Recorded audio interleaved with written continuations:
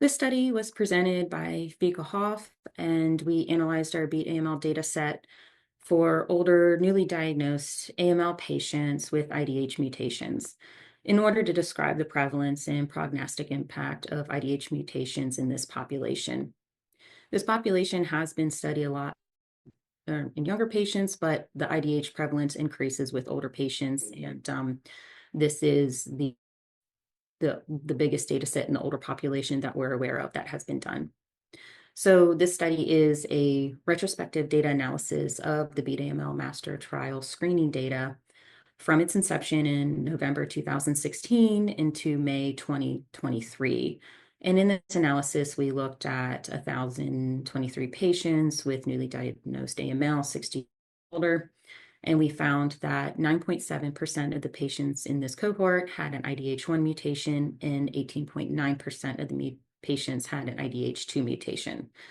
We also saw that these IDH mutations commonly occur with DMT3A, NPM1, and less with TP53, and also that these patients mainly have normal karyotype.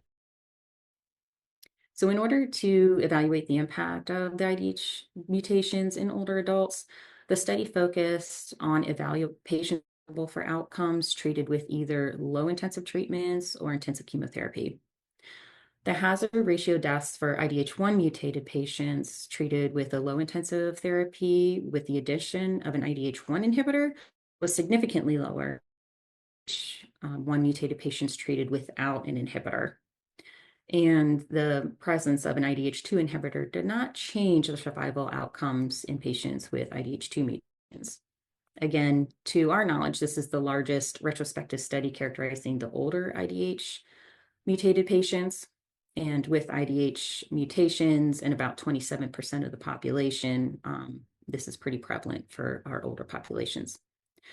IDH2 mutation was associated with a lower hazard ratio of death among patients with the lower intensive treatment, which was not seen in the patients receiving the intensive chemotherapy.